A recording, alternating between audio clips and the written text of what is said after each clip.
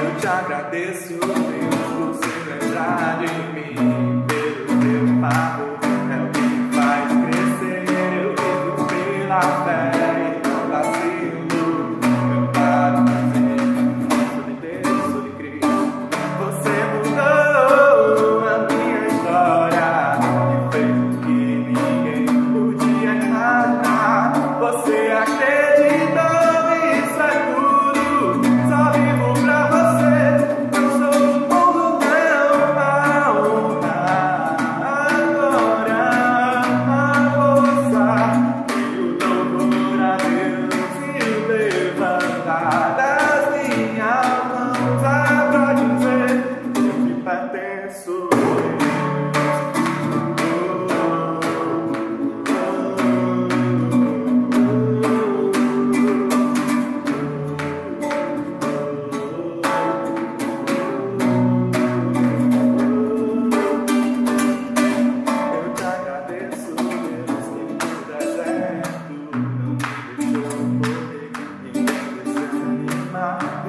Aquela mãe que não desiste, você não se esqueceu, você insiste, você mudou a minha história e fez o que ninguém podia imaginar. Você acreditou, isso é tudo, só vivo pra você, não sou o mundo, a honra, a glória, a força.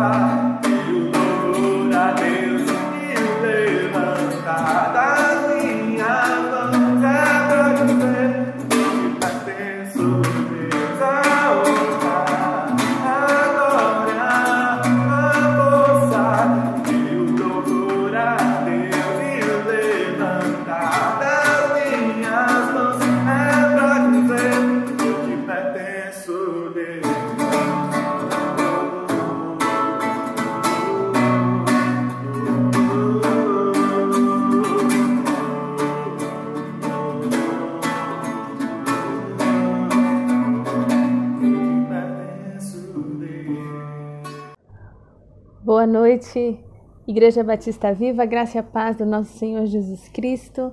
Vamos agora dar início a mais um culto que estaremos prestando em comunhão, em comunidade a Ele.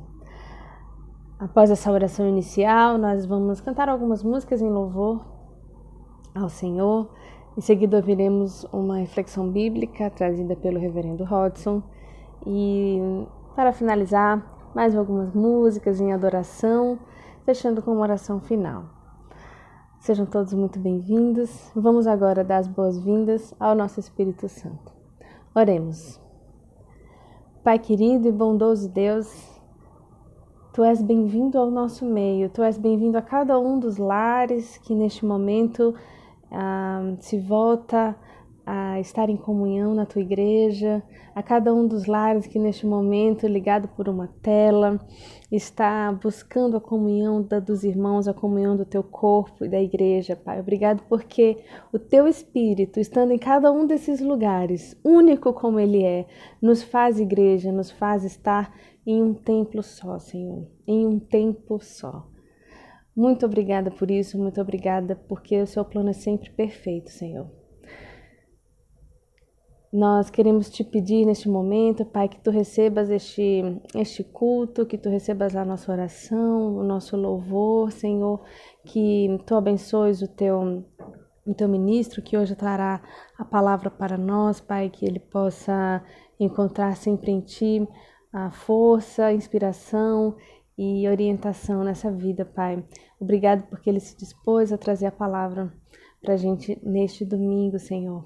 Gostaria de Te colocar agora todas as pessoas que estão no grupo de louvor, que estão se empenhando cada vez mais para manterem os nossos cultos da maneira mais agradável a Ti e a todos, Senhor. Obrigado pela equipe de multimídia que tem elaborado, que tem unido esses cultos, que tem unido essas ordens litúrgicas, Pai, e tudo isso tem sido um trabalho, Senhor, que cada um tem feito para Ti. Obrigado pelas participações espaciais que também teremos hoje. Senhor, Tu sondas todos os corações, sabe de todas as coisas. Obrigado por cada vida. E por fim, Senhor, nós Te pedimos por todos os que sofrem neste momento com a doença da Covid-19, Senhor. Estamos todos muito assustados com tudo isso, Senhor. Toma agora nos Teus braços todos os corações enlutados, Senhor, que Tu possas trazer consolo, Pai, que Tu possas trazer esperança e que todos nós possamos agir com sabedoria neste momento e com responsabilidade. Orienta a Tua igreja também, a nossa Igreja Batista Viva. Em nome de Jesus. Amém. Amém.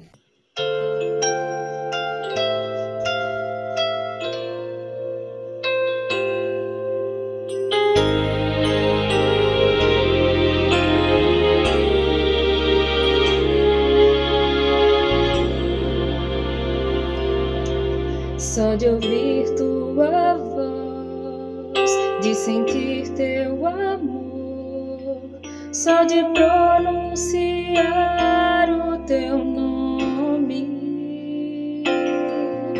os meus medos se vão, minha dor, meu sofrer, pois de paz tu inundas meu ser. Só de ouvir tua voz, de sentir teu amor, só de pronunciar o teu nome, os meus medos se vão, minha dor, meu sofrer, pois de paz tu inundas meu ser. Jesus, que doce nome, que transforma em alegria o meu triste coração. Jesus, só o teu nome é capaz de dar ao homem salvação.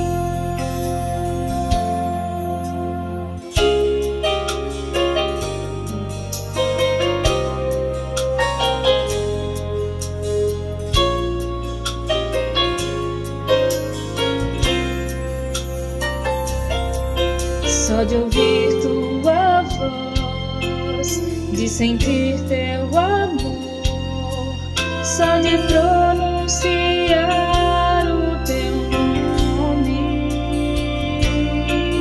os meus medos se vão, minha dor, meu sofrer, pois de paz tu inundas meu ser. Jesus, que doce nome,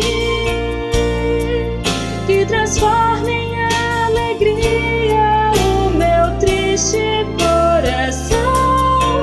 Jesus, só o teu nome é capaz de dar ao homem salvação. Jesus, que doce nome, que transforma em alegria o meu triste coração. Jesus, só o teu nome é capaz de dar ao homem salvação. É capaz de dar ao homem salvação.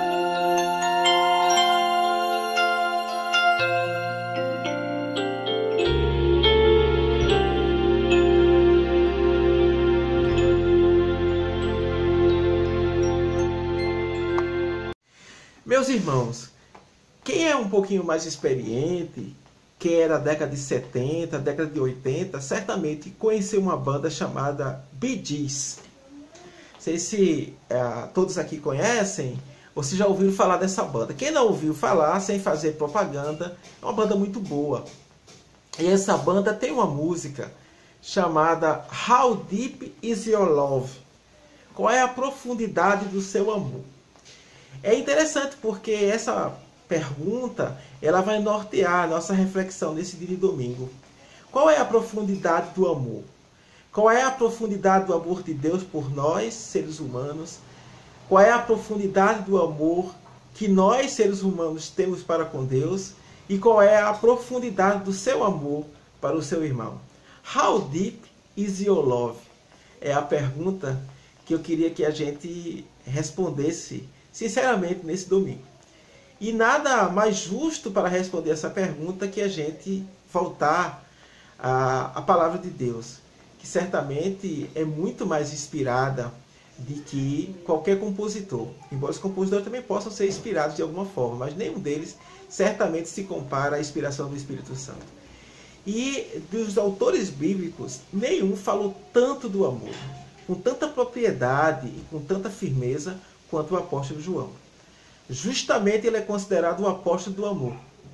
Então, vamos deixar que São João nos diga qual é a profundidade do amor de Deus e que ele nos indague nessa manhã qual é a profundidade do nosso amor pelos irmãos.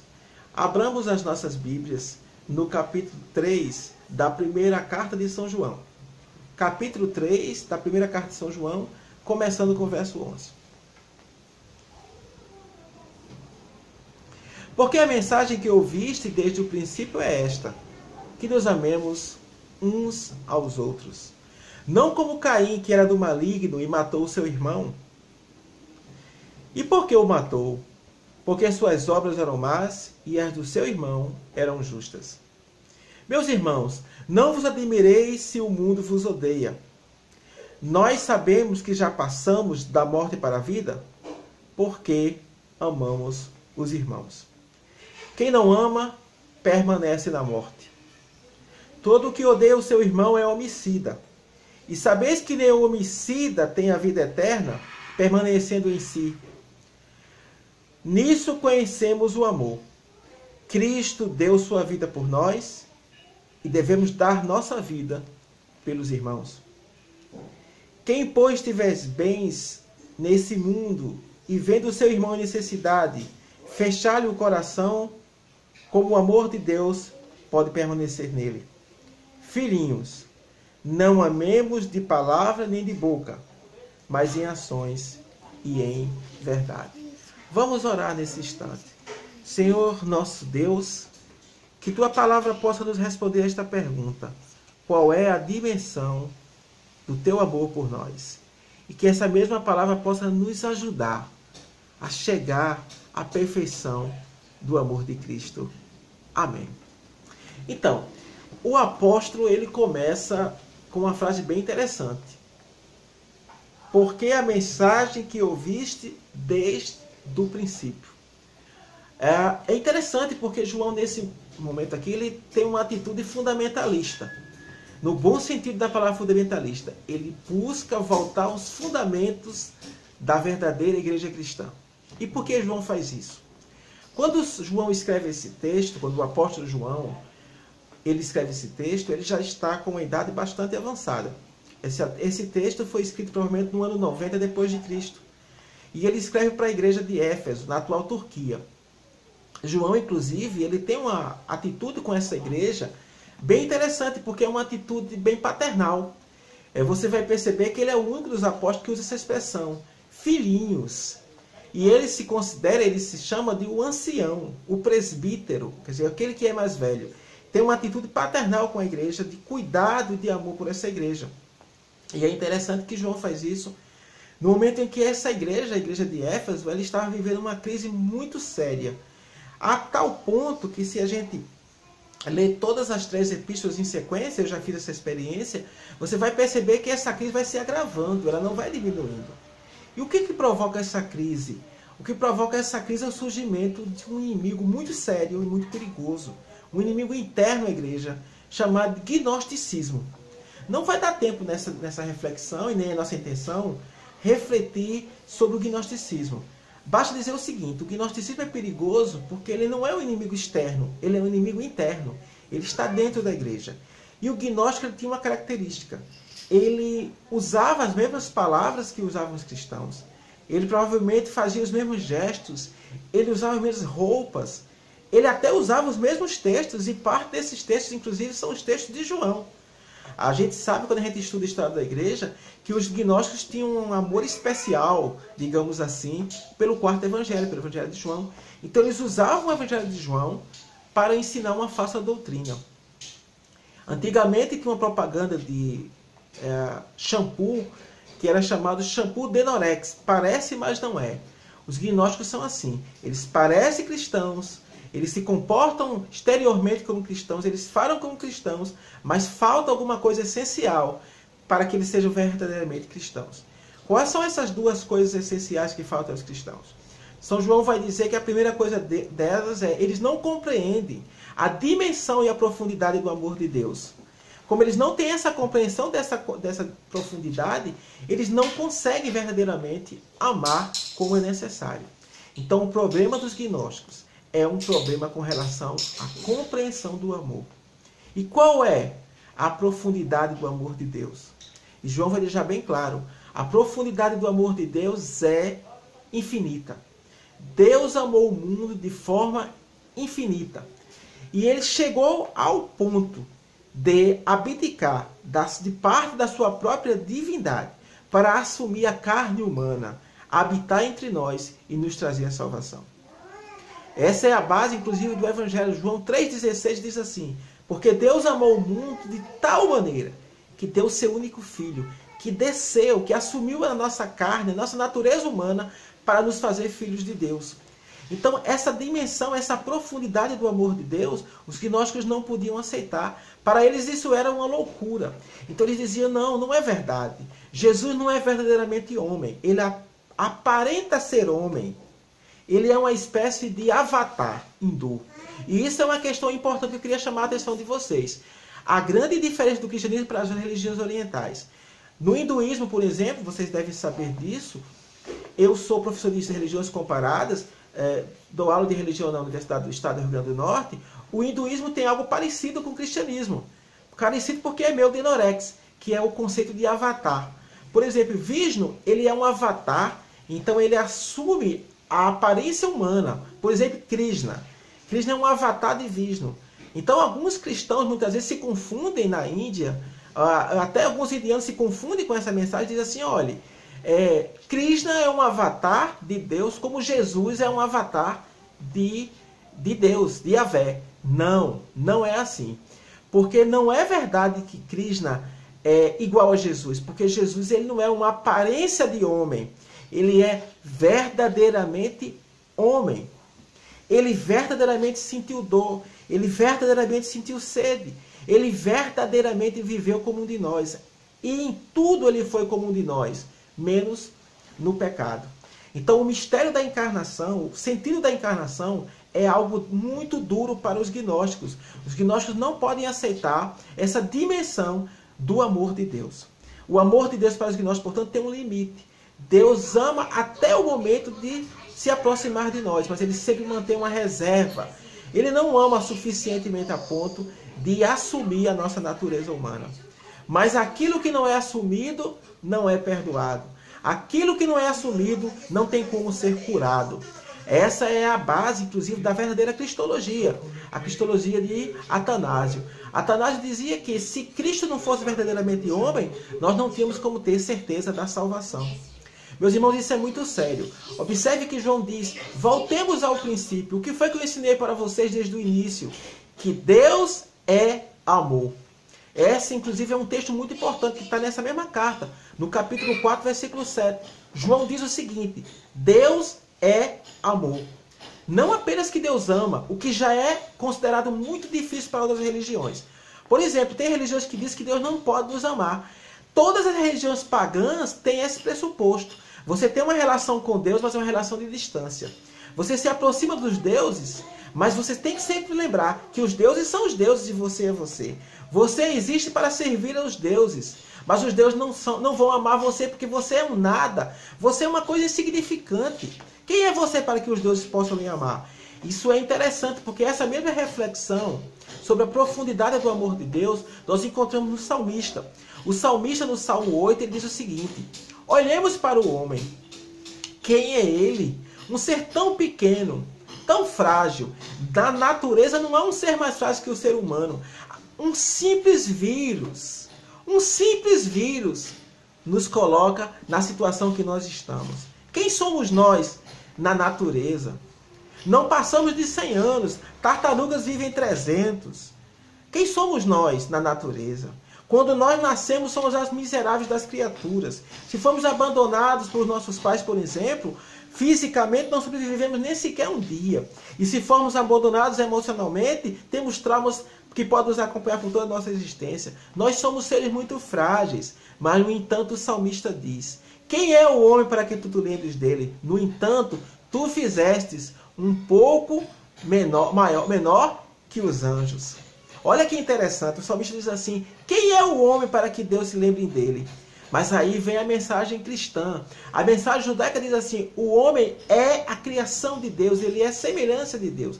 E o cristianismo vai mais além, ele diz assim: Deus amou o homem, amou o ser humano, amou a sua criação a tal ponto que se entregou por ela. Para o gnóstico isso é uma loucura. Ele não consegue entender esse Deus que ama, esse Deus que se preocupa com cada um de nós, esse Deus que tem cada um de nós em sua memória e que ama cada um de nós com a sua particularidade. Jesus morreu por todos os homens, mas morreu por cada homem em particular. Isso é uma coisa que não dá para os orientais, por exemplo, entenderem.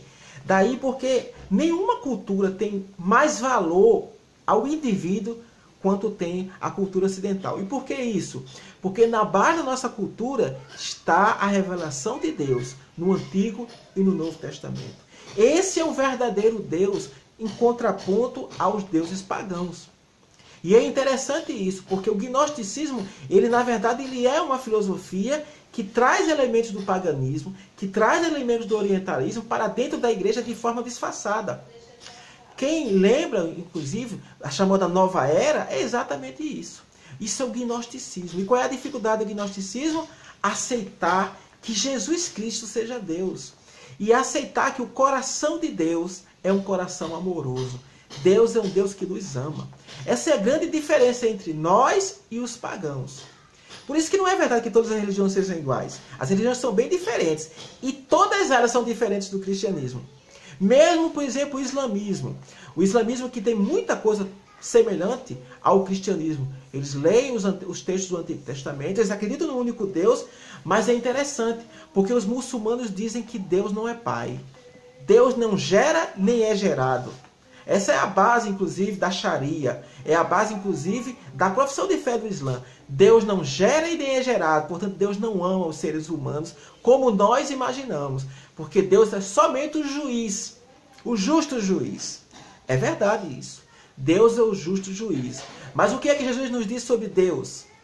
Ele também é o pai amoroso da parábola do filho pródigo, que é erradamente chamada a parábola do filho pródigo, porque o coração lá é o pai ferido por amor. Esse é o nosso Deus. Esse é o verdadeiro Deus que nós amamos, o Pai, o Filho e o Espírito Santo. Portanto, João, no capítulo 11, diz assim: voltemos ao princípio. E qual é o princípio? O princípio é que Deus é amor. E qual é a consequência de Deus é amor? Nós devemos amar os outros. Por que nós devemos amar os outros? É interessante isso. Na sequência, no próximo capítulo, João vai dizer o seguinte, né? Voltemos ao princípio, fala ele no versículo 11. Devemos amar de que forma? Devemos amar verdadeiramente. Olha que interessante. Nós devemos amar. E por que nós devemos amar? Porque nós precisamos do amor. Os seres humanos precisam do amor. É da sua constituição ontológica, na sua essência, nós precisamos amar. Nós precisamos amar e precisamos ser amados. Sem o amor, nós adoecemos. Sem o amor, nós morremos. Nós não precisamos apenas de comida, Nós não precisamos apenas de bebida, nós não precisamos apenas ter sucesso. Acima de tudo, nós precisamos ser amados. E só nos realizamos enquanto seres humanos quando amarmos verdadeiramente. Olha que isso é interessante. Essa verdade bíblica não foi alterada pelo tempo. E João faz uma referência. Desde o início foi assim. Quando nós paramos de amar, nós deixamos de amar, nós passamos a exercitar outros sentimentos. E esses outros sentimentos, o que eles nos fazem? Eles nos fazem nos afastar de Deus. Por quê? Porque Deus é amor. Quando nós nos afastamos de Deus, nós paramos de amar verdadeiramente. Quando nós paramos de amar, nós matamos e nós morremos. Quem é o primeiro homicida? A gente sabe, é Caim. Quem é o... né? Caim foi instigado por quem? Tem uma outra reflexão, Pedro vai fazer isso. Quem instigou Caim foi o maligno. Observe que a Bíblia não tem contradição. Ela tem formas diferentes de falar da mesma coisa. Então o que está acontecendo aqui? É a mesma mensagem de Pedro sendo dita por João. Caim foi o primeiro homicida, porque ele odiou o seu irmão. Quem vive no ódio não tem verdadeira vida. E quem vive no amor tem a vida plena. É interessante isso, né? Porque o ódio, quando nós odiamos alguém, mesmo que nós não cheguemos a cometer tal crime, você não precisa matar alguém. O Evangelho é muito forte com relação a isso. Para que você peque, e o pecado, na verdade, é um distanciamento de Deus, e ele adoece você interiormente. O pecado é uma doença da alma. Para que você peque, você não precisa fazer o delito. Basta você mantê-lo fixo no seu coração. Basta você transformar um sentimento numa emoção. Ou o inverso, melhor dizendo. A emoção vai virar um sentimento. Porque a raiva, ela é uma emoção. Você não pode conter a raiva. A raiva tem elementos da raiva que são puramente bioquímicos. Ter raiva, inclusive, é saudável. Ter raiva não é errado. Ter raiva não é pecado. Nós precisamos da raiva. O pecado é o ódio. Por isso que o texto bíblico diz: irai-vos, mas não pequeis. Não permitais que o sol desça sobre as vossas emoções. Então você tem um momento que você tem raiva. Isso é de ser humano, isso é normal. Nós, como os animais, como mamíferos, temos sentimentos. Você tem raiva, você tem... Mas o ódio é diferente. O ódio é uma raiva em que você vai deixando ela se alimentar, vai deixando ela consumir o seu coração. E qual é a consequência do ódio? A consequência do ódio é o homicídio. É o assassinato do outro. Você começa a pensar em matar o outro. Você começa a pensar que o outro não devia existir. Você não apenas começa a desejar ter o que o outro tem, mas você deseja ser o outro, você deseja ocupar o lugar do outro, você deseja eliminar o outro da face da terra. Isso é pecado. Por isso que o texto é muito claro. Nós não podemos permitir que o ódio viva no nosso coração. Onde reina o amor, fraterno amor, Deus aí está. Diz o canto do Ubi Caritas, canto do século VII, não é? Onde habita o amor, fraterno amor, Deus aí está. Deus não pode habitar onde habita o ódio. Então nós alimentamos o ódio, por exemplo, nós primeiros matamos a nossa própria humanidade. E depois nós acabamos, não é, querendo matar o próximo. É o caso de Caim. Então o texto diz assim: onde há ódio, não há vida. Onde há ódio, não há vida. Porque Deus não está aí. E Deus é a fonte da vida. O texto diz exatamente isso. Quem não ama, permanece na morte. O cristianismo é a religião que ensina a importância fundamental do amor. Por quê? Porque na base de toda a existência está Deus, e Deus é amor. O nosso coração precisa amar. O nosso coração precisa ser liberto do ódio para que nós nos realizemos como seres humanos. Parte do papel da igreja é ser um hospital para que os corações feridos, aqueles corações que já não sabem como amar, reaprendam como amar. A igreja deve ser uma escola do amor, em que nós possamos ensinar os outros a amar. E nós não podemos fazer isso por nós mesmos. Nós precisamos, inclusive, do Espírito Santo para fazer isso em nós. Porque só o Espírito Santo pode fazer com que o nosso amor evolua. Essa é uma questão interessante. A evolução dos sentimentos. O amor, ele tem diversas dimensões. O amor é um sentimento tipicamente humano, mas nem todos os seres humanos conseguem chegar ao seu último nível de evolução espiritual do amor. Quem fala isso com grande propriedade, meus irmãos? E aí, valia a pena a gente fazer um esforço para ler esse texto. Não é um texto fácil de ler. Claro que a gente lendo a Bíblia, a gente já consegue ter essa verdade, mas essa verdade é mastigada com precisão por um autor chamado C.S. Lewis. C.S. Lewis tem um texto chamado As 4 Formas do Amor, em que ele vai explicar as 4 dimensões do amor.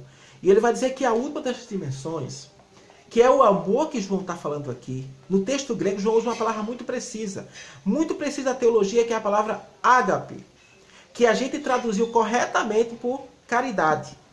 Porque a caridade é aquele amor que só Deus pode gerar. Só Deus pode fazer a transmutação dele no nosso interior. É o amor que está lá em Coríntios 13. É aquele amor que não busca retorno. Porque ele se realiza no seu próprio fazer. No ato de amar, você se encontra. Você não precisa nem do retorno. Isso é muito difícil, irmão, porque nós somos seres muito carentes. Nós sempre amamos precisando de alguma coisa em troca. Mas quando a gente chega nessa dimensão do ágape, você ama porque primeiro você está retribuindo o que você já recebeu. C.S. Lewis é muito preciso quando ele diz isso. Ele diz que o último nível do amor é o amor ágape, a caridade. E ele diz, por que é que esse é o último nível do amor? Porque só aqueles que foram libertos por Cristo, que nasceram de novo, podem chegar a esse nível de amor. Só o Espírito Santo pode gerar esse amor nos nossos corações. Porque esse amor não é o amor baseado no que nós somos biologicamente, mas é o amor que vai nos fazer ser aquilo que Deus quer que nós sejamos. Aquilo para o qual Deus nos criou. É o ágape que vai nos realizar plenamente como seres humanos. Porque as 3 coisas mais importantes dessa existência são a fé, a esperança e o amor. Qual é a única que vai permanecer? Qual é a última que vai sobreviver a tudo, a todas as pandemias? Qual é a última dos sentimentos, a última das emoções que vai sobreviver, transmutada pelo Espírito Santo? É o amor. Por quê? Porque o amor é eterno. E por que o amor é eterno? Porque Deus é amor. Então, C.S. Lewis diz o seguinte, por que é que esse amor é diferente dos outros? Porque esse amor é um amor incondicional. É um amor gerado no coração do próprio Deus. O texto de João vai dizer assim, amemos como Cristo, que nos amou primeiro. Olha que coisa interessante. Né? O texto que a gente está lendo fala sobre isso. Vejam, não sejamos como Caim, que amava pensando em algo em troca. E aí, quando ele não teve esse algo em troca, esse amor virou ódio. Mas sejamos como Cristo, que amou inteiramente e sem querer receber nada em troca. Amor por amar. E entregou-se a si mesmo. E o texto diz, como Cristo se entregou por nós, nós em gratidão devemos nos entregar pelos nossos irmãos. Como Deus nos amou, quando nós ainda éramos ignorantes e pecadores, nós agora devemos amar os outros, quando eles estão nas trevas e na ignorância. Olha que interessante. Olha que sinergia, que encontro forte do amor.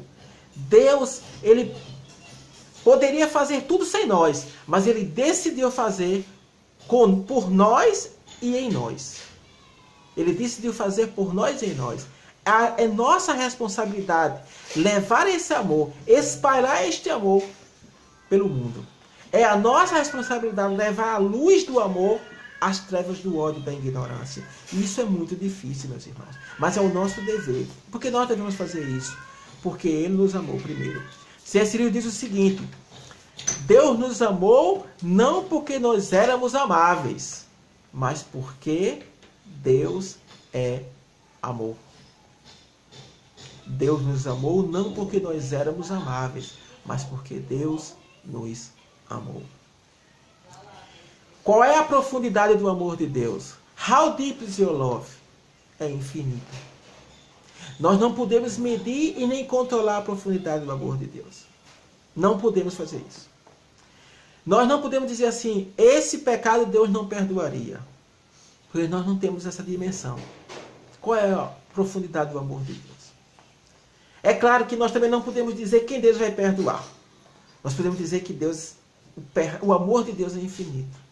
Não vamos chegar tão longe quanto chegou Orígenes, que chegou a dizer que até mesmo o diabo seria perdoado. Eu não sei se vai ser ou não. Eu sei que o amor de Deus é infinito. E qual é a prova maior desse amor? É Jesus Cristo. Ele é o amor encarnado. Ele é o amor encarnado. Por isso que ele diz, você quer conhecer o Pai que é invisível? Vejam a mim, que sou visível. Vejam a mim que estou aqui. Porque quem vê a mim, vê ao Pai. O gnóstico não pode aceitar isso. O gnóstico não pode aceitar que o finito tenha contato com o infinito. Como é que o infinito vai conter? O finito vai conter o infinito.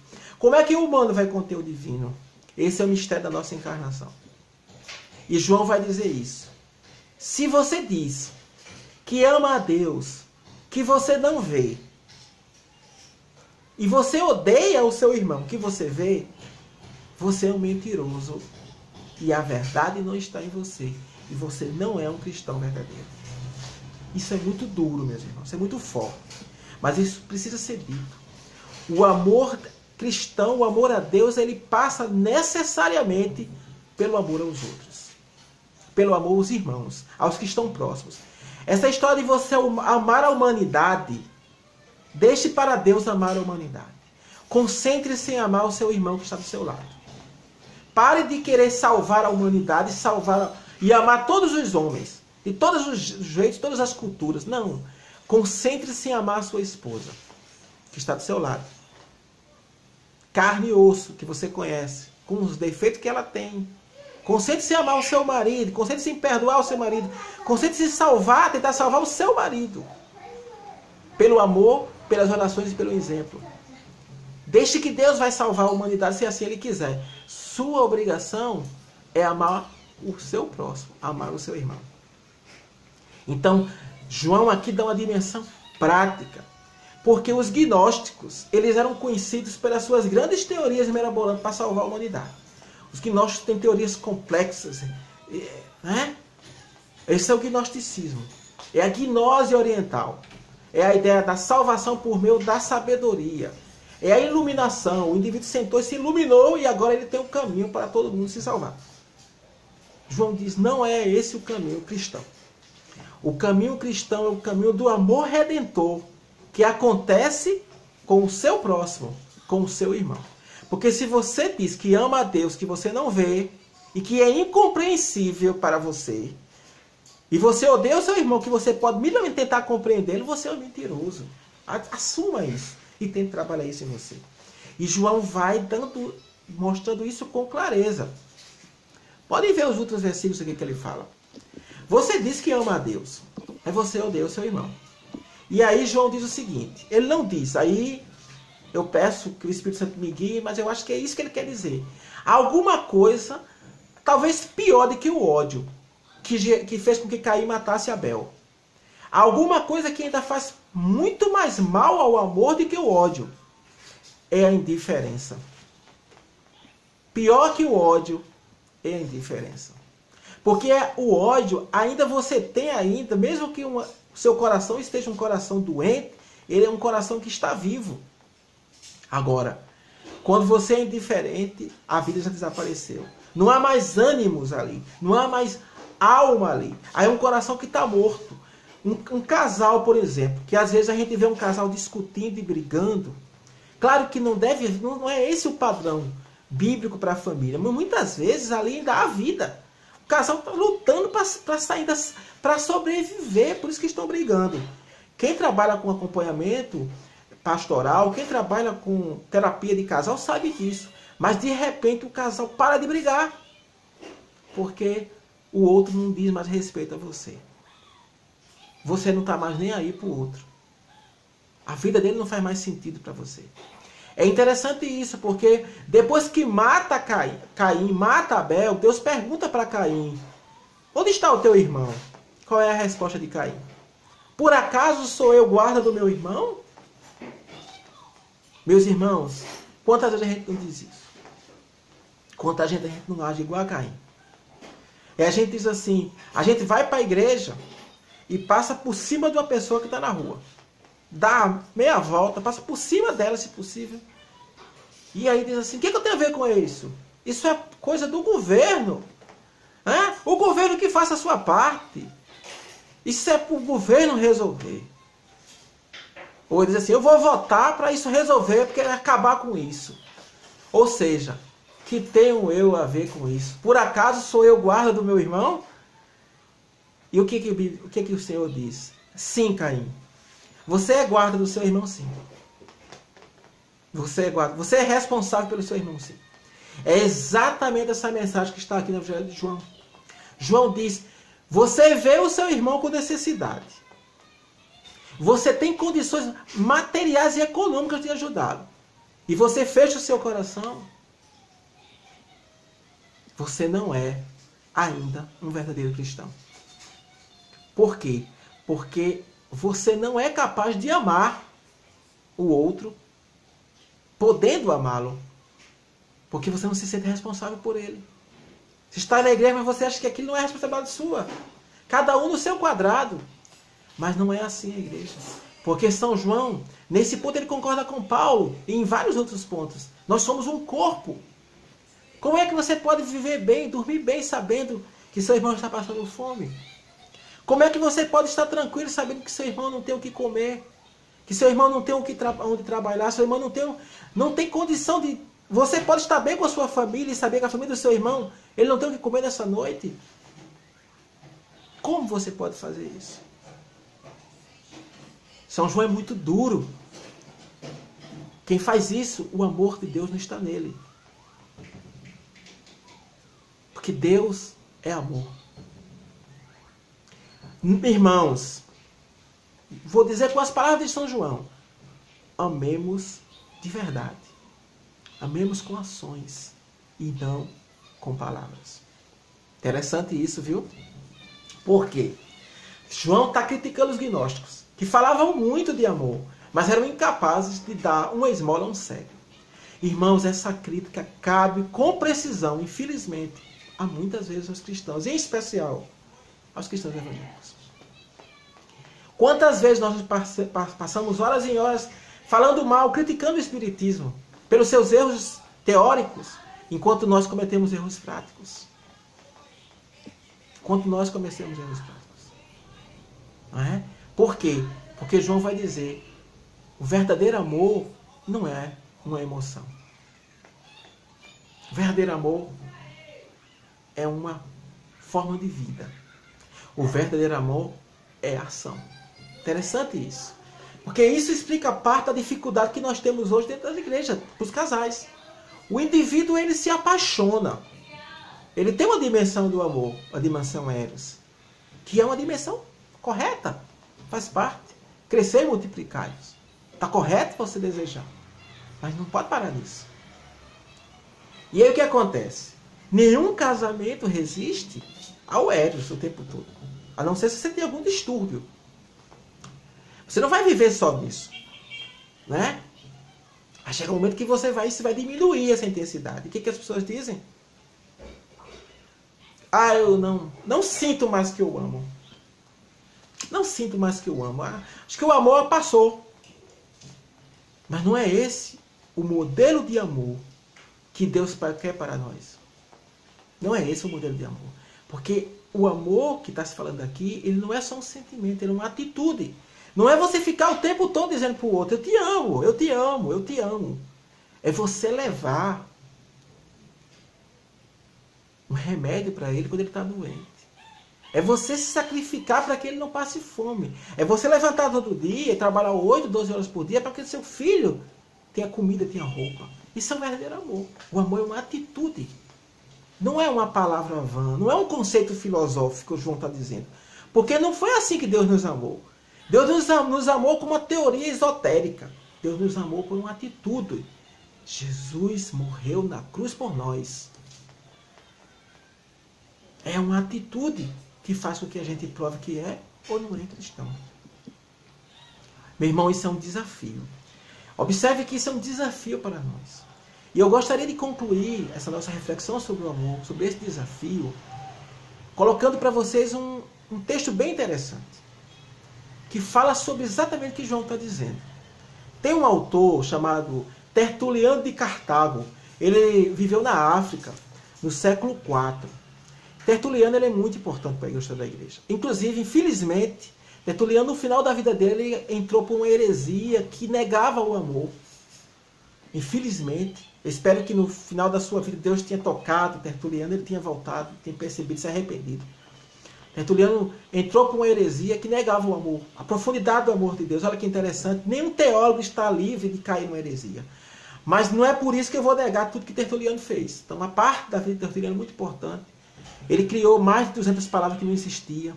Inclusive, dentro dessas palavras, né, a gente tem aí Trindade, por exemplo. Foi Tertuliano que criou essa palavra, não porque ele criou a Trindade, ele criou a palavra para ajudar. É um grande teólogo. Tertuliano de Cartago, ele tem um testemunho muito bonito. Tertuliano diz que houve um momento que houve uma virada da forma que os romanos passaram a ver os cristãos. Porque no primeiro momento os romanos viam os cristãos como perigosos, loucos, insanos.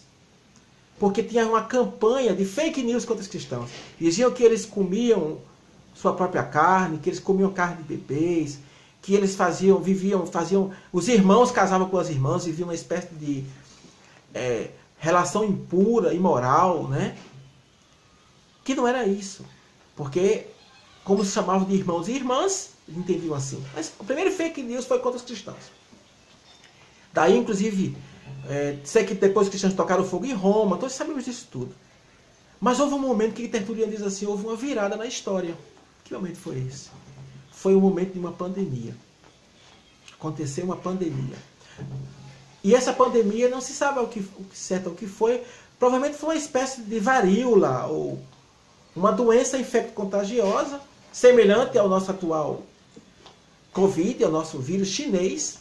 Mas essa pandemia, ela atingiu particularmente a região ali de Roma e a cidade de Roma.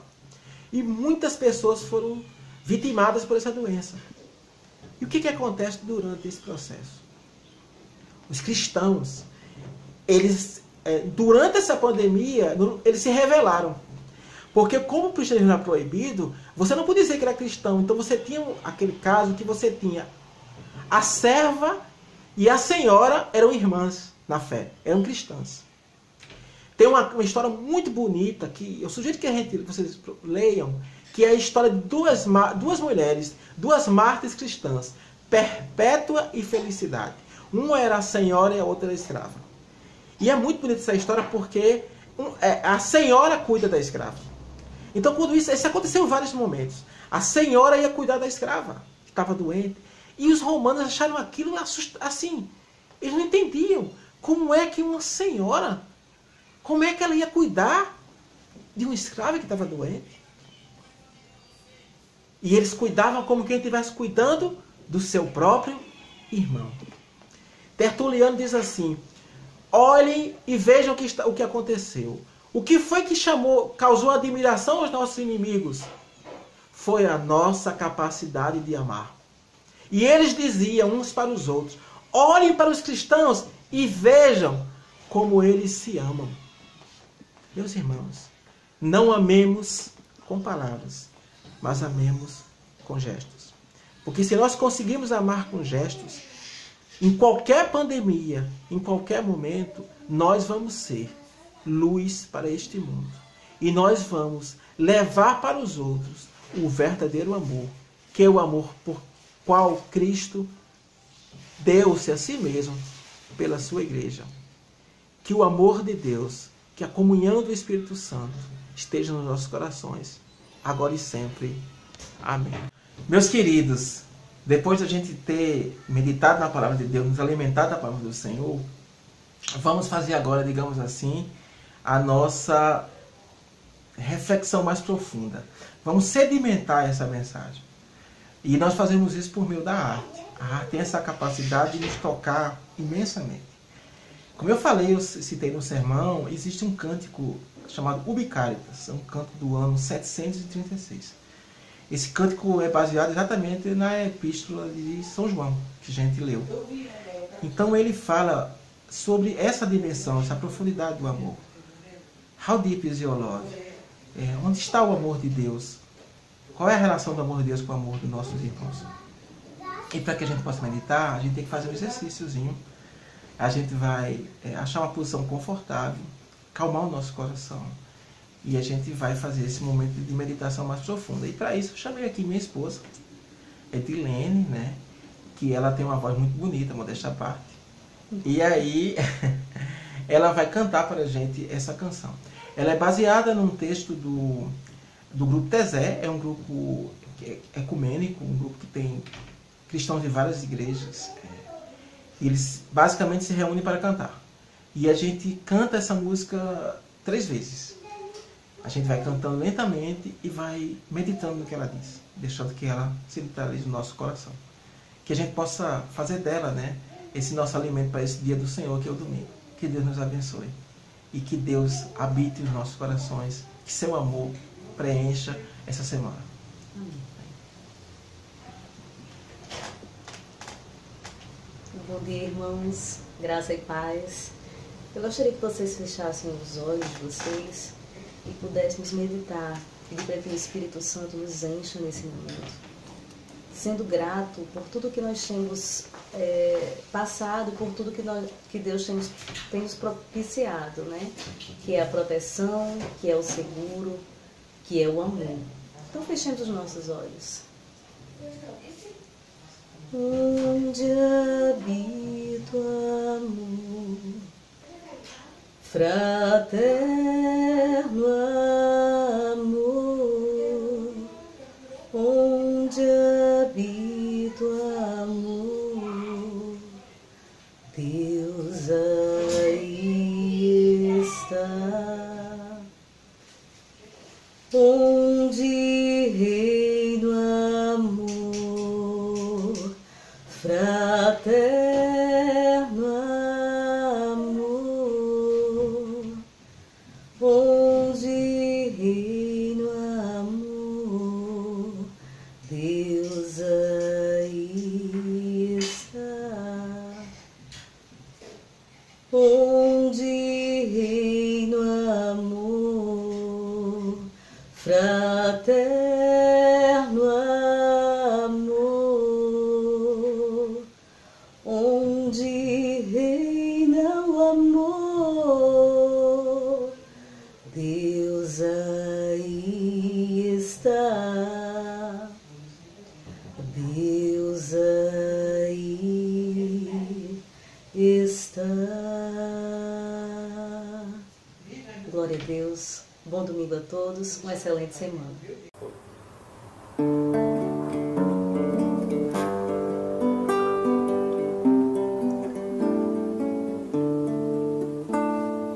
Eu não quero só te conhecer de ouvir falar, saber não é o bastante,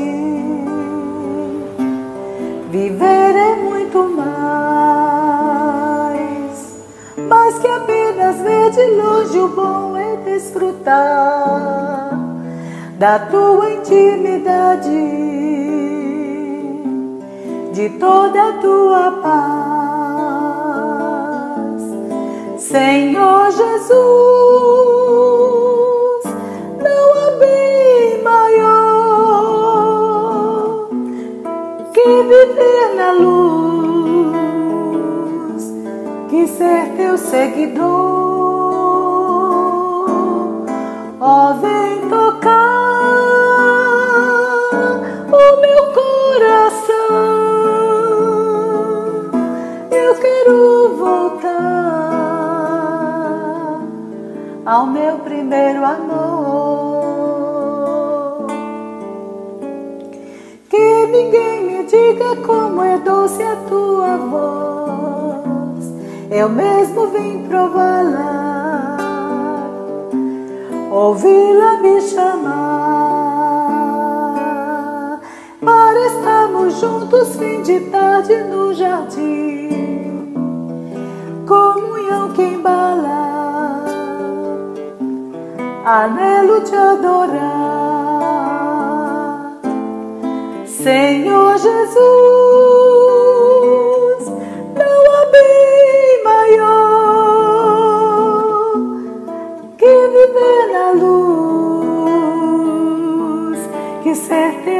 seguidor. Ó, vem tocar o meu coração. Eu quero voltar ao meu primeiro amor. Senhor Jesus, não há bem maior que viver na luz, que ser teu seguidor. Oh, vem tocar o meu coração. Eu quero voltar ao meu primeiro amor. Eu não quero só te conhecer de ouvir falar. Oremos. Senhor Deus, nosso Pai, muito obrigado, Senhor. Muito obrigado por esse culto. Muito obrigado pelos louvores. Muito obrigado pela presença dos irmãos, mesmo que virtualmente. Senhor Deus, abençoa a nossa semana, Senhor, para que nós continuemos nessa caminhada junto com o Senhor. Sabemos que é difícil, sabemos que estamos enfrentando uma situação que foge do nosso controle, mas também sabemos que o Senhor controla tudo, meu Pai. Esteja presente nos nossos lares e também nos lares de toda pessoa que está passando por esse problema direto e indiretamente. É isso que nós te pedimos sempre, unicamente, em nome de Jesus. Amém.